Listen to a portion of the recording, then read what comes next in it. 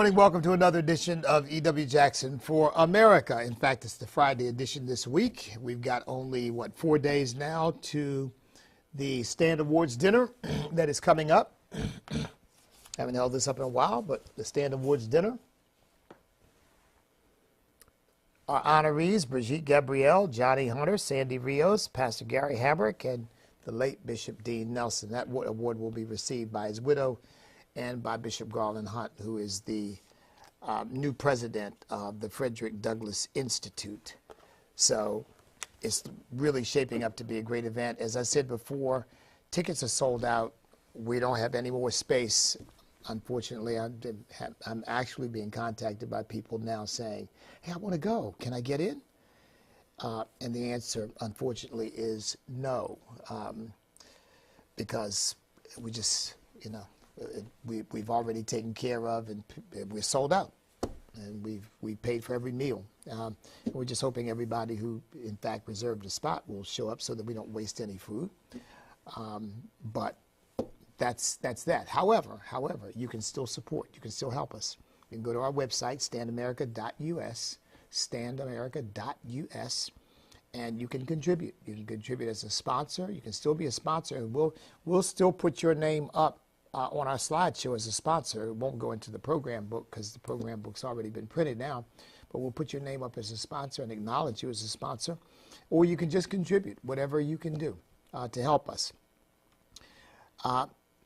I want to talk a little bit about what Stand is doing right now in light of some of the things that are happening in our country at the moment. So I want to get to that. I would thank the folks over at Portsmouth Republican Party. I was there last night speaking, I don't mind saying, as a substitute for the Lieutenant Governor, Winsome Sears, because she got called away unexpectedly. And I got to pinch hit for her, and it was a pleasure and an honor to do that. She's a great public servant, a great woman of God, and it was my pleasure to stand in for her. I pointed out last night, however, I know I am not a woman, I'm not female, and I'm not aspiring to be. But I was happy to stand in as a man for the Lieutenant Governor Winsome Earl Sears. Okay, I want to get in. Oh, and by the way, let me mention it now so that before I forget. This is the weekend. If you live in our area, the Virginia Beach area, the Norfolk area, the Suffolk area, the Chesapeake area, the Newport News area, the Hampton area, even the Williamsburg area, anywhere in our area, or you live right across in North Carolina, in Moyock, or somewhere nearby, feel free to come visit with us on Sunday morning. I will be there this coming Sunday at 11 o'clock. This coming Sunday at 11 o'clock. Now, I will, of course, well, let's put it this way. I'm not scheduled to speak. I'm going to be in church. I'm not scheduled to deliver the message because I'm really focused on the things I'm going to be saying on Tuesday night, and I want to make sure that I give sufficient time and attention to that and really have the program go seamlessly and smoothly.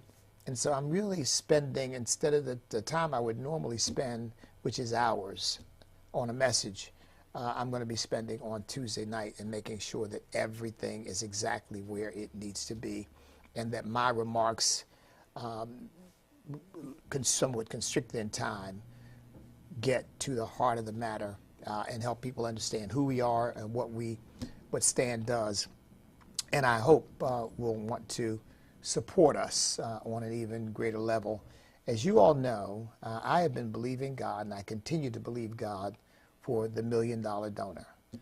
I don't mind telling you all that the largest donation we have ever, single individual donation we've ever received is $120,000. Our budget has averaged over the last several years somewhere between $400,000 and $500,000. So that means $120,000 is good for a quarter, okay? About a quarter. So just think about that. That, as generous and wonderful as that is, that lasts us in terms of our actual infrastructure for about 3 months. So there's several things that I know we need in order to have longevity, in order to be able to continue to function. I mean, you see, by the way, you see some of these organizations like Turning Point USA. Folks, the reason why they're able to do the things they're doing is that there are people who are pouring millions of dollars into Turning Point USA. Not a million, millions of dollars into Turning Point USA. Don't ask me how that happened. I don't know Charlie Kirk personally. I mean, I've met him, I think, once or twice. But millions of dollars.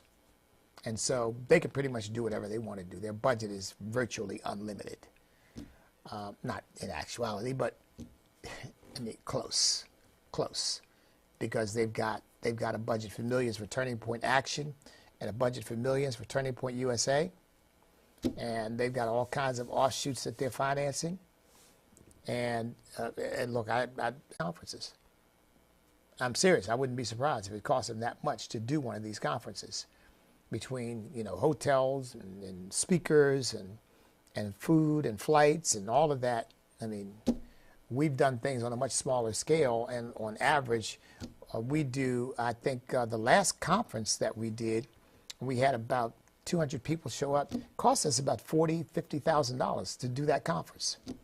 The last meeting that we did, sort of one-day event that we did in Chicago, cost about 25 grand. So, and these are events that have 100 to 200 people showing up. Imagine an event that you got 1,000, 2,000 people showing up, and you've got speakers, all of whom are accustomed to getting $5,000, $10,000, $15,000, $20,000 for a speaking engagement. The money it piles up pretty quickly. Okay. So that's at a whole different level, but I want to move in that direction. We're 15 years old, and I want us to get out of the quarter to quarter, month to month, even year to year. I want us to be looking down the road several years. So I said there's several things I need. Number one, I need a development officer, a full-time development officer whose job it is to do nothing but help us identify and find donors who might be interested in our mission and point me in the right direction, to call them, to visit them, to talk to them, to write them, to whatever needs to be done in order to cultivate donors. We wanted a really strong estate planning giving program where people are talking about and thinking about putting stand in their will. My wife and I have it in our will, putting it in their estate plan, where some of their money that they're planning to give away, they include us in their bequests. We need a development officer to help us put all of that together, okay, and to really get focused on that. We need a direct mail program, which we still don't have after 15 years. And a direct mail program is a very expensive proposition to particularly get them started. And most of the experts I talk to say, it costs you about a $50,000 investment to get a direct mail program started. And you're not likely to see any return on that investment for a year, maybe two.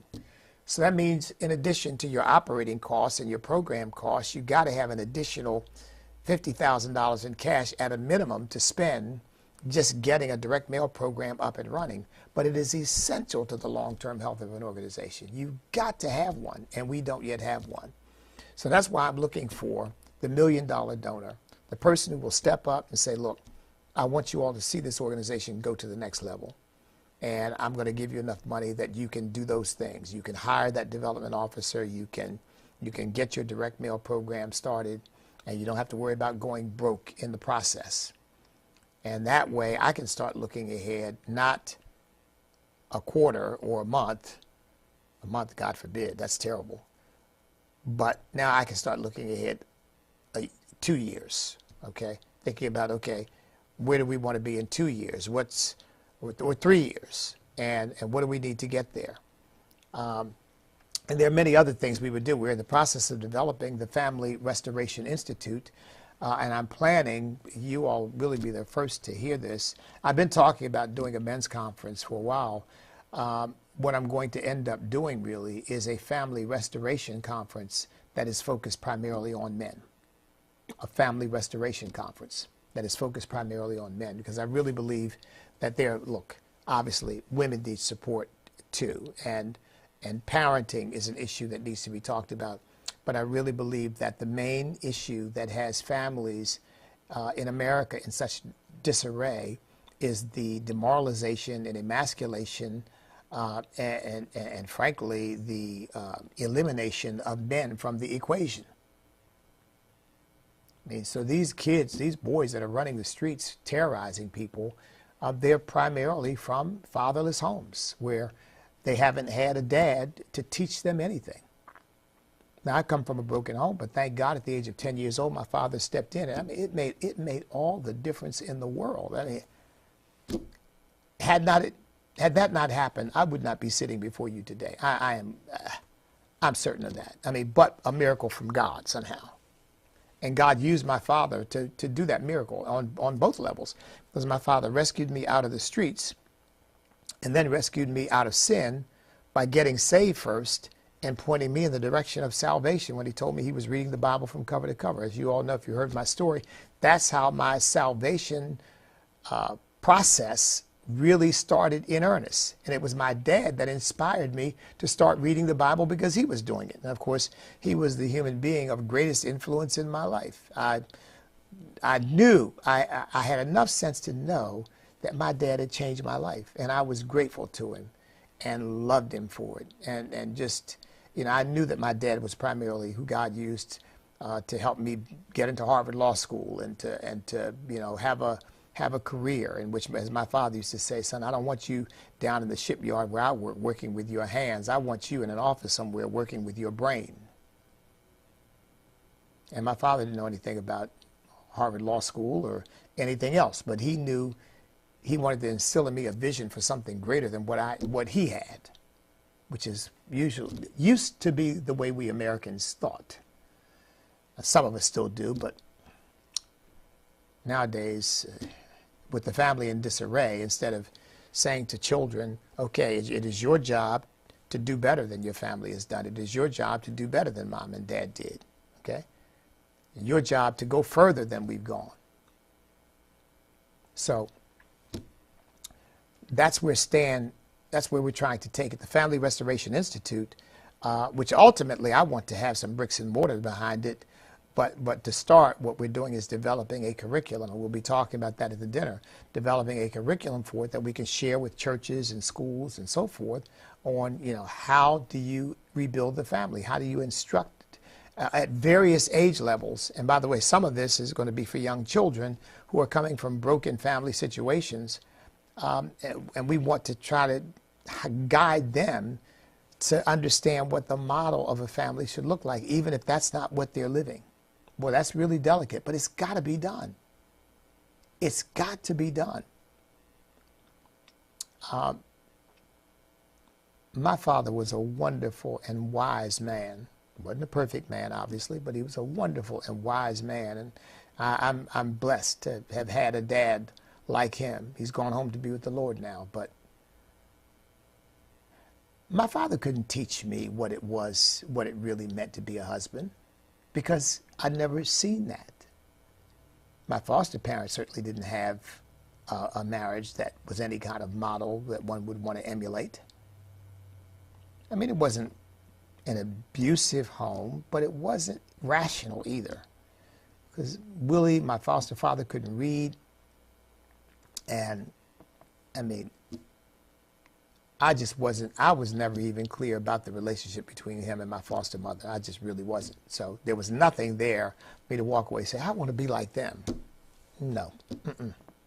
And I won't even get into some of the things I saw that, but believe me, that I never had that thought. I want to be like them. I want to have a marriage like that. No.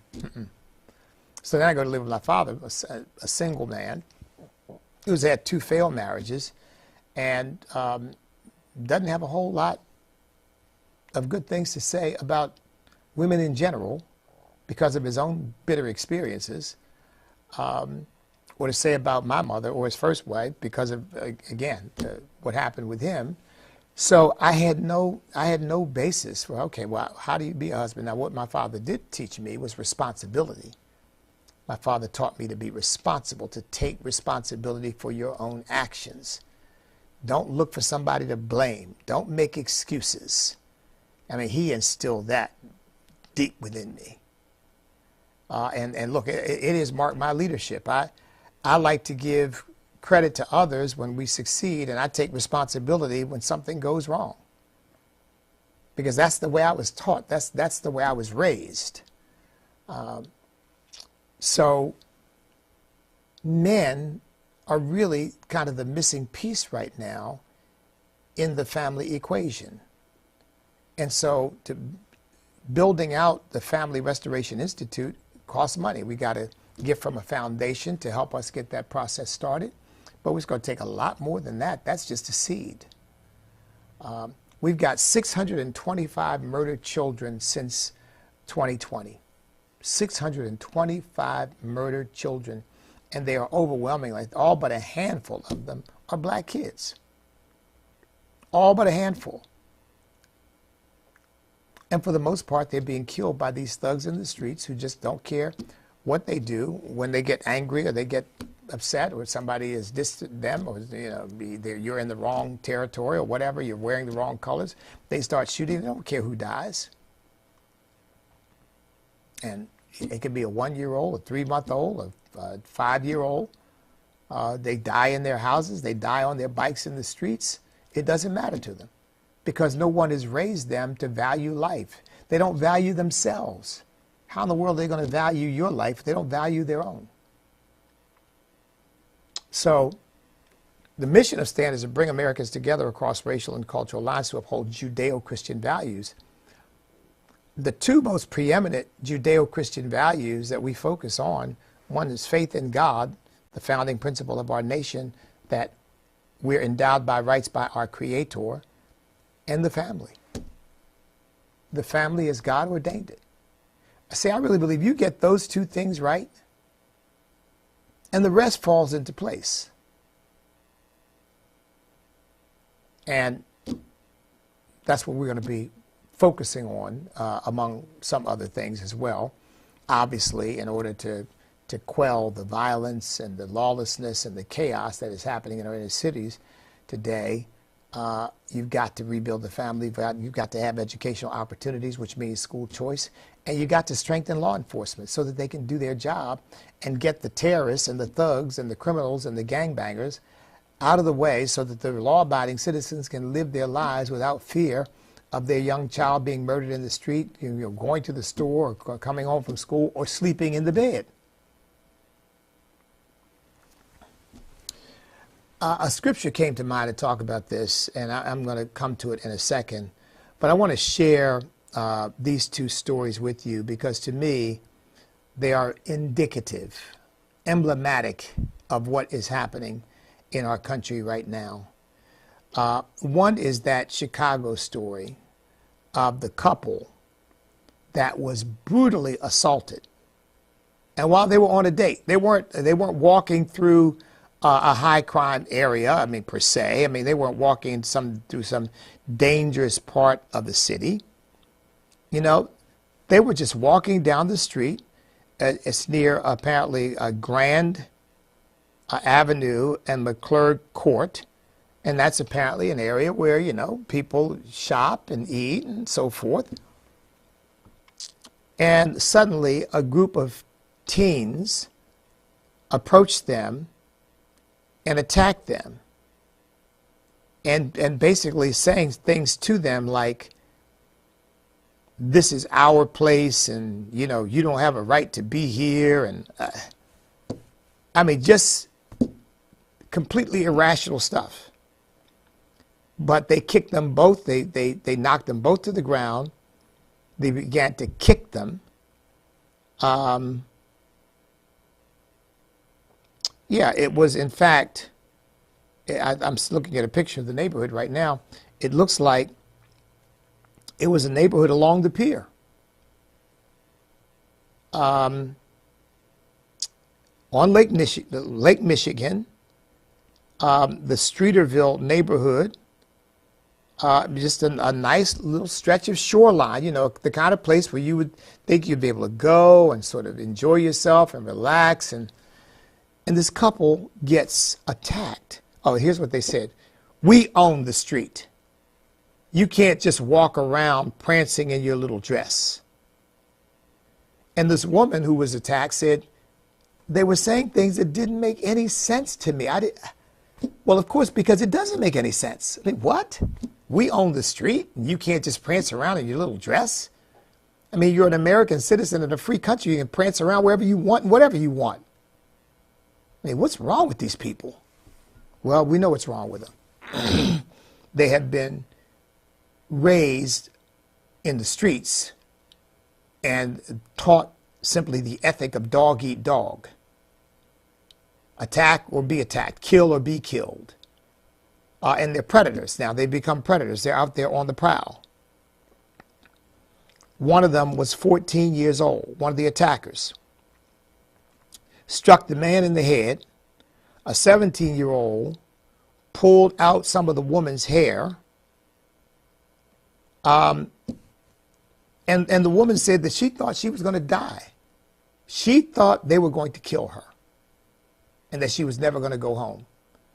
And apparently somebody, I guess, called the police, and the police showed up and interrupted. They arrested two of the assailants and again charged them with misdemeanor assault, which means they're not even being charged with a felony.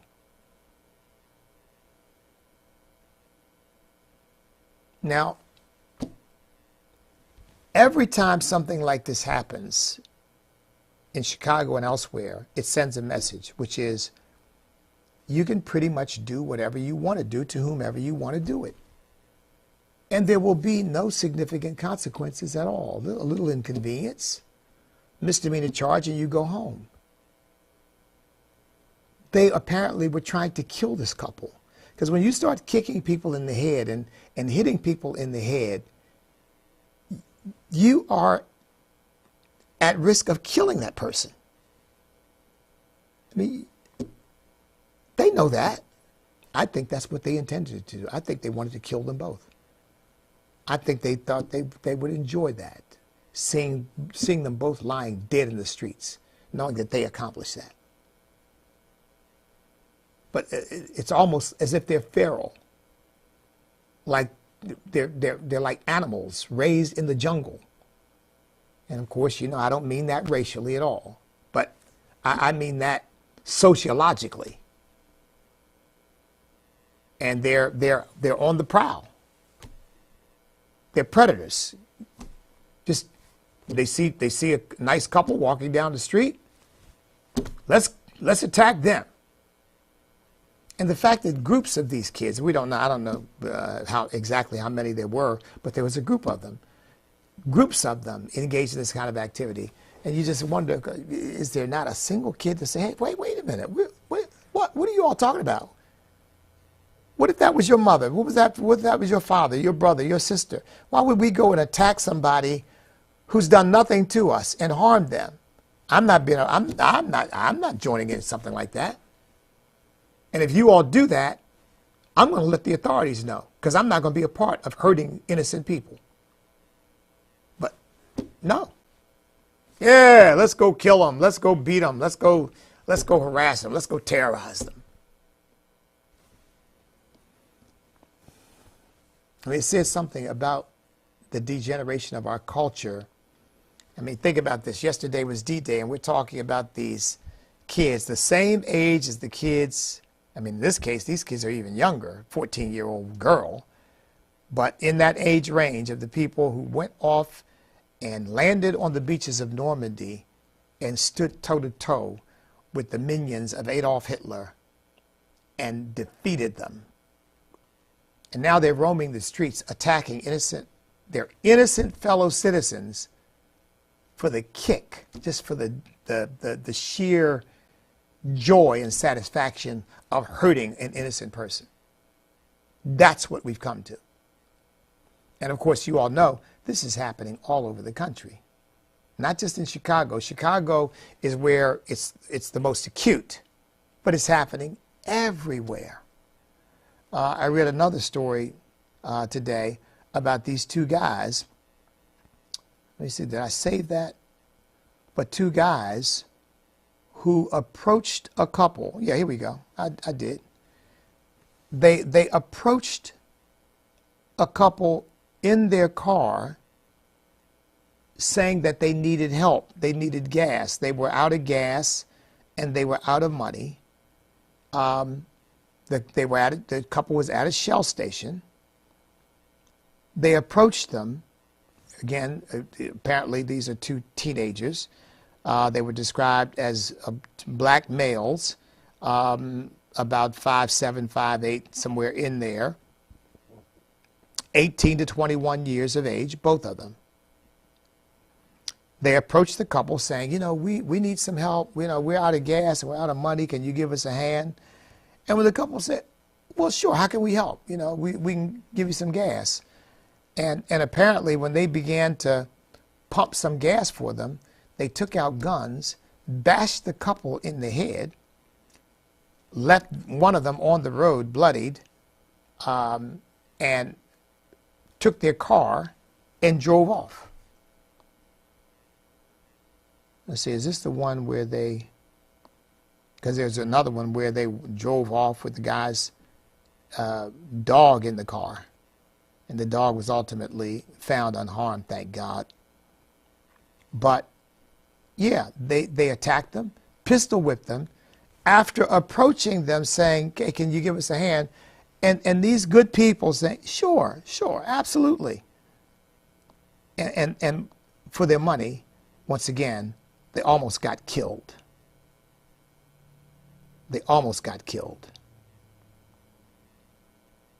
Actually, two attackers, one person.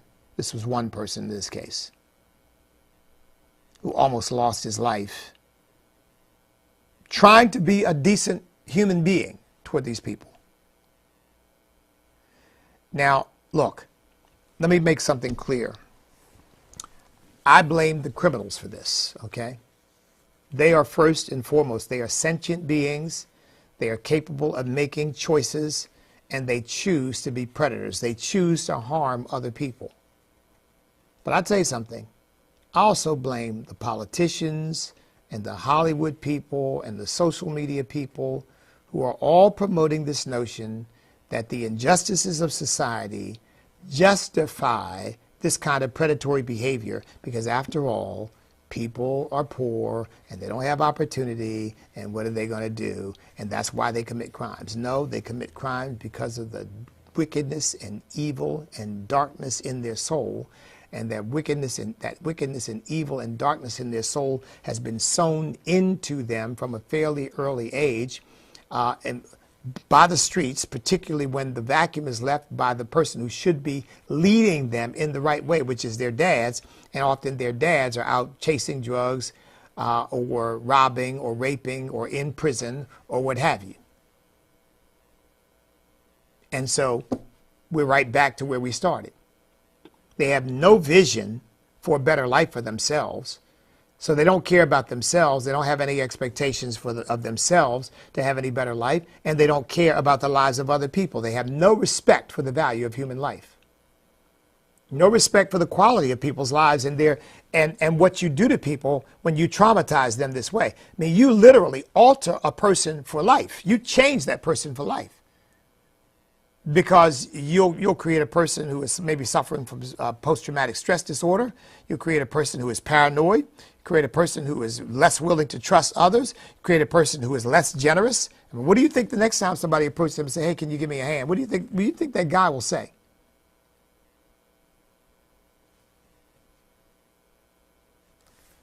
Step back. Don't approach me. Don't come near me. It could be perfectly legitimate. And to tell you the truth, it does this to all of us, doesn't it? Because just talking about and reading about these stories makes you think, wow. So the next time somebody approaches me claiming that they need help, how do I know they're not going to pull out a pistol and smack me in the head and try to take my car? I mean, there's a scripture in Hosea that comes to mind about why this happens. It's in Hosea chapter 4. It's the same chapter, of course, that has my people are destroyed for lack of knowledge. And here's what it says, beginning at the first verse of Hosea chapter 4. It says, Hear the word of the Lord, you children of Israel, for the Lord brings a charge against the inhabitants of the land. There is no truth or mercy or knowledge of God in the land. By swearing and lying, killing and stealing and committing adultery, they break all restraint with bloodshed upon bloodshed. Therefore the land will mourn, and everyone who dwells there will waste away with the beasts of the field and the birds of the air. Even the fish of the sea will be taken away. And that's the third verse. In the drop down to the sixth verse, it says, my people are destroyed for the lack of knowledge. Because you have rejected knowledge, I also will reject you from being priests for me, because you have forgotten the law of your God. I also will forget your children. Wow. Now, of course, that's old covenant, and we live under the new covenant through our Lord and Savior Jesus Christ. But what a solemn warning, because the law applies to all of those who are not under grace. Now, the moral law, of course, is still applies to all of us. It's been superseded by the law of love, because if I love you, I'm not going to hurt you. If I love you, I'm not going to smack you in the head and take your car. If I love you, I'm not going to try to do anything to harm you. I'm going to speak the truth in love, and I'm going to try to persuade you that there's a better way to live for those who are doing these things. I'm certainly going to defend myself against those who want to do such harmful things to me or my family, but I'm not out to hurt anybody, because I'm now walking in love. I've got a higher commandment. It is the law of love. But here they're living under the 10 commandments. They're living under the laws of the old covenant, and God says to them, you swear, you lie, you kill, you steal, you commit adultery, you break all restraint. In other words, anything goes. Anything goes. And therefore there's bloodshed upon bloodshed. The old covenant says it this way, blood toucheth blood. And what that means is the blood runs together in the streets. Boy, is that an apt description of what we got right now? It certainly is. And clearly, again, certainly policies, public policies, can help change this. But the degeneration of the human heart into depravity is something that no law will ever change. You know, you see this kind of stuff going on, and, you know, you hear about Biden and these bozos always trying to come up with a new law to restrict gun ownership. Now, as if the criminals are going to pay any attention to that, other than to say, hey, you know what? These law-abiding citizens can't have guns. Make sure we've got a ready supply, because we know we're not going to face any opposition. Once we pull our firearm, they don't call them firearms, they got all these sign names for them, but a gat or whatever it is they're slinging, it's over, because we know nobody has them but us. And these idiot leftists keep somehow believing that you place more and more and more and more and more and more restrictions on law-abiding citizens, and somehow that's going to make the criminal class less prone to do evil with a gun. Now, it's one of the dumbest things I have ever heard in my life, but they keep saying it. They just don't get it. This is a spiritual problem. It's not a gun control problem. It's a spiritual problem.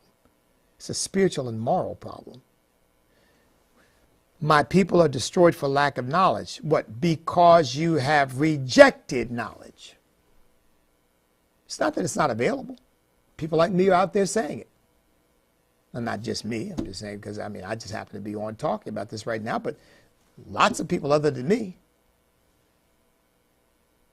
But they don't want to listen. Alvin Bragg doesn't want to listen. Joe Biden does not want to listen. George Soros does not want to listen. The Democrat Party does not want to listen. They're not interested in Judeo-Christian morals and values. They think that that's antiquated and stupid and outdated, and we now have to accept the morality that this new modern, postmodern morality that they've concocted in the wickedness of their own hearts. That's the answer now.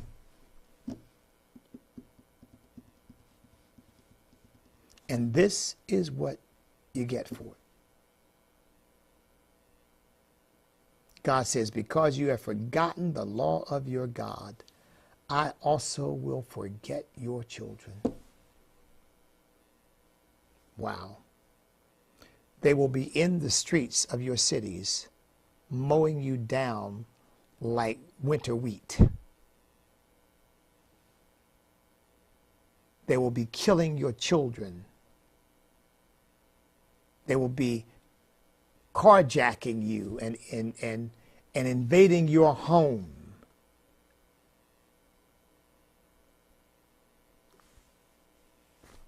Because you forgot the law of your God.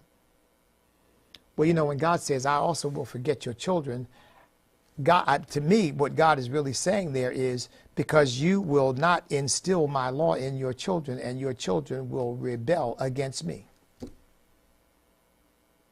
And what does the Bible say? God says, those who honor me, I will honor. Those who despise me will be lightly esteemed. Because you're raising your children up to be godless. You're raising them up to be lawless. You're raising them up to be dangerous predators. To put it more precisely, you're not raising them up at all. You're letting the streets do that.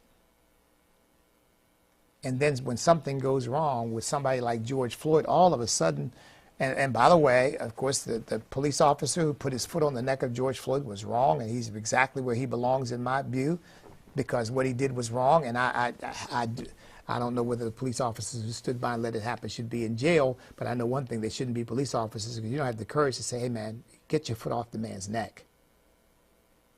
We've got him under control. Get your foot off his neck. You'll kill him like that. You don't have the sense to say that. Say, I'm not comfortable with that. Don't do that.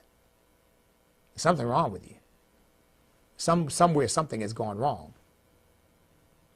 But that aside, police officers are putting their lives on the line every single day of the week when they put on that uniform and go out there, and most of them are seeking to do their job with honor, with decency, with integrity, with compassion toward others. And what they get is absolute disdain by many people who think that they are somehow, that they are the problem. And you know the 625 children I just named who have been murdered since the Defund the Police movement began after the death of George Floyd? You know how many of those children have been murdered by cops? 0. 0. You know how many of those black children have been murdered by white people? To my knowledge, I could be missing one or two that somehow got by me. But based upon what we know of the 625 children who have been murdered, I said all but a handful of them are black. How many of them have been married? How many of them have been murdered by white people? 0.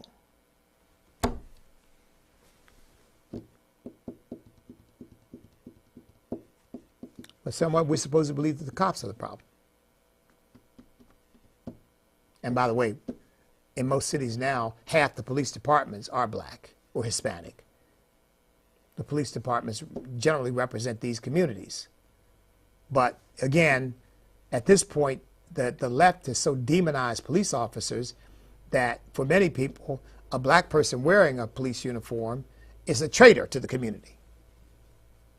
They don't realize he's one of the best things that ever happened to that community, because he's there to try to keep the peace and there to try to protect their children.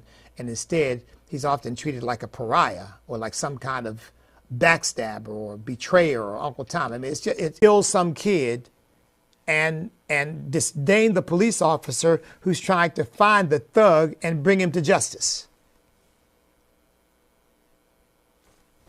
And it doesn't make a bit of sense. But this is what it produces. They break all restraint with bloodshed upon bloodshed. Hosea chapter 4, verse 2. And the Word of God speaks to all this stuff. So, Stand is committed to calling us back to godly standards and principles, rebuilding and strengthening families, the Family Restoration Institute, promoting school choice so that children at least have an opportunity for a decent education rather than a sexual indoctrination and grooming for these sexual perverts and predators and deviants to try to teach some kid or get some kid ready to be sexually abused by them or somebody else who they just think the world of. Like Brian Peck, you know, the Nickelodeon guy who's, oh, he's such a nice guy. And when the father raised questions about him, they say, oh, well, maybe you're homophobic. Yeah, no. He was being a good father and got talked out of it. Children need to be able to go to schools where they're going to be safe, they're going to be treated with respect, where they're going to be taught truth and absolute moral principles, not this ephemeral moral and cultural relativistic nonsense, and taught to respect and abide by the law. You know, the Bible says, it's in the book of Proverbs, I forget the verse now, but it says, he that does not heed the law, even his prayer is an abomination to God. You can't claim you serve God and disdain the law and disdain law enforcement officers. The Bible speaks of this. It says they're the servants of God for our good. And the only reason you need to be afraid of them is if you're doing evil, because they do not bear the sword in vain. And I know police officers are not perfect any more than doctors are perfect or lawyers are perfect. And I know there can be bad people in the bunch. Nobody's denying that. I mean, my goodness, you can get a bad doctor, you can get a bad lawyer, you can get a bad mechanic. People are just, listen, sin has infected everything and everybody, and if people don't have a godly standard, they'll do anything. I went to get, this was, my goodness, probably 35 years ago, but I went to get a muffler fixed on a car. I mean, my wife and I just starting out, we didn't have a whole lot of money. And I went to get a muffler fixed on a car, and I told the guy I just wanted the tailpipe replaced. I said, let me see if that will hold me for a while. He got angry because he wanted the job to replace the whole muffler system. And so, you know, he replaced the tailpipe, I thought. And then when I finally continued to have problems, I went to try to get the thing fixed somewhere else. Just happened to stop by one of these muffler places, you know, a Midas muffler or something like that. And they said, what did you do? I said, what do you mean, what did I do? They said, well, somebody went in and cut your muffler system in half and just pieced it back together so that it wasn't going to last long. Did you do that? I said, no, I didn't do that. The people who I took who got angry with me because I wouldn't let them replace the whole thing, sabotaged it. That's just human beings. Sinful human beings. I mean, they wanted to punish me because I didn't do what they wanted me to do. I guess maybe they were desperate for money. But so there's bad mechanics, there's bad teachers. You're going to always find people who violate what should be the ethic of the job that they're doing. But do you think I'd no longer take my car to mechanics because of that? I've had some wonderful people work on my car who've done a great job. And I said that to extrapolate from police officers. So most police officers are just trying to go home safely at the end of their shift and do their job while they're on their shift. and they're not racist, and they're not out to hurt people, and they're not out to, they're just out to do what they've taken an oath to do. Many of them see it as a ministry, a calling, and they see themselves primarily as trying to help people. And removing the bad people off the street is helping people. So Stan is going to stay focused on these issues, because we've got to, if we're going to save this, if we're going to save our culture and save our society, we've got to rebuild families. We've got to respect law enforcement. We've got to begin to give people educational opportunity again, as opposed to this indoctrination that government schools have become. So, and we've got to start teaching math and science and engineering and start really being able to compete on the world stage, as opposed to this downgrading affirmative action nonsense of, well, no more tests and no more math and no more. I mean, we're going to lower everything because some people don't get it. I mean, yeah, you lower the standards like that, you're right, they'll never get it. Help us. Pray for us. If you're not a Patriot Partner, go on and sign up to be a Patriot Partner. Little as $5 a month. If you sign up for $25, I'll send you a signed, numbered copy of my book. And I hope you're coming to the dinner. Some of you watching me now are coming to the dinner. And if you are, I will see you there. I'm looking forward to it. We're going to have a wonderful time in the Lord. You're going to leave inspired and uplifted and encouraged and blessed, because God is really moving in our organization. And while I've shared with you some of the needs and the vision I have for the future of what we're trying to do, believe me, I am not in any way complaining. The Lord has brought us from a mighty long way, because 15 years ago, this was nothing but an idea on literally, folks, that I scribbled on a napkin, like the name of the organization. That's where it began, that I scribbled on a napkin. And it went from there. I think that was in April, and by July, we were officially launching the organization. And here we are 15 years later with a $500,000 a year budget. But I don't believe he's brought us this far just to leave us. So I'm looking to go on from here, because he's able to do the exceedingly abundant above all that we ask or think. And he said, call to me, Jeremiah 33:3, call to me, and I will answer you and show you great and mighty things which you do not know. So all of us, our necks should be stretched out in white-hot expectation of good things from the Lord, because that's what he promised. So God bless each and every one of you. Have a wonderful weekend. If you're in my area, 943 Canal Drive, the Call Church, I will be there this coming Sunday. Services start at 11 a.m. And if you're coming to the dinner, of course, I will not be on live early next week, Monday, Tuesday, or Wednesday, okay? Because I'm going to be focused on the dinner. So this is the last time you'll see me live, at least, until next Thursday. And I'll be back with you live next Thursday to report on the outcome of the dinner and to share with you the good report. So in the meantime, keep praying for us, please. Thank you for your support, your love. Thank you for tuning in to watch this program. In fact, I was in Portsmouth last night, and I had a lady say, I watch your podcast. I said, well, thank you very much. We got some plans for expanding the podcast, too. We're trying to get on Rumble right now. We've had some technical issues with that, but we're going to get on Rumble. I think that's going to do a lot to expand our audience, because YouTube and Facebook are going to try to limit us. Rumble will not. I think they'll just let us run free.